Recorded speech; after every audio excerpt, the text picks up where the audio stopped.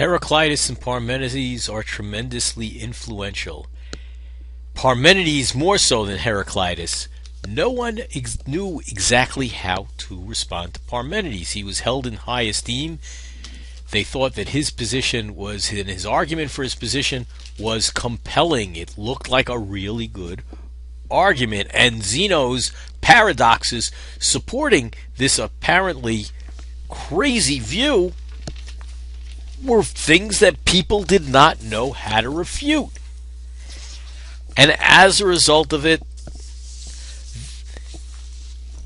people were looking for a way of accounting for reality that was more in line with what they learned by observation. That is, sort of the scientific method that the Milesians had made some sense.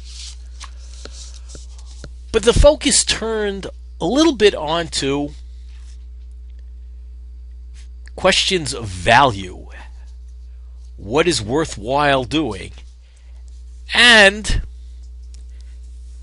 a group of wandering teachers grew up who were teaching people, or imparting on the children of the very wealthy for a very high price their wisdom. And their wisdom was that the answer to all of this from a metaphysical standpoint is there's no objective truth. That is, Parmenides was looking for what the real truth, the objective truth is. But the Sophists claimed man is the measure of all things. What's true is what a person perceives to be true. And in the political arena, the parents of the wealthy, the fathers of the wealthy who want to get their children in good position, need to hire the Sophists because there is no objective truth, not only with regard to science and reality, but with regard to value also. So people need to learn rhetoric, the art of persuasion, to persuade people of the truth of your position. Use persuasion to get an emotional response, to get people on your side, because there is no truth. There is no such thing as objective truth. And it's to persuade people the truth of your position, not through, through persuasion, through the use of emotions, because there is no rational answer. So you have to convince people that you're right, and they can come over to your side and hence share in your truth, so to speak.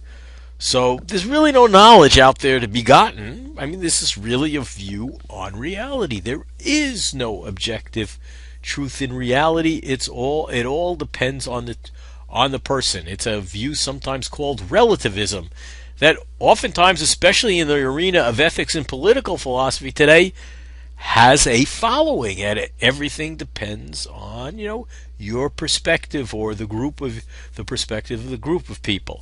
Well, along pops up Plato's teacher Socrates, and he does not find this to be a good answer.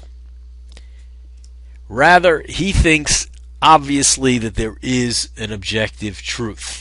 And where it really hits is with regard to morality, with regard to ethical values. There are virtues. There is right and wrong. When somebody's acting out of a virtuous character, they're doing the right thing. When they're acting out of a non-virtuous, the opposite of virtuous motives, of virtuous character. And though Socrates thinks pursuit of knowledge is the ultimate, or is the virtue, and the virtuous life is to pursue knowledge, he doesn't think he has any of it, other than he knows that he doesn't know anything. but nonetheless, on epistemology, he has view that knowledge is attainable. It has something to do with his definitions, but nonetheless, he doesn't have any of it.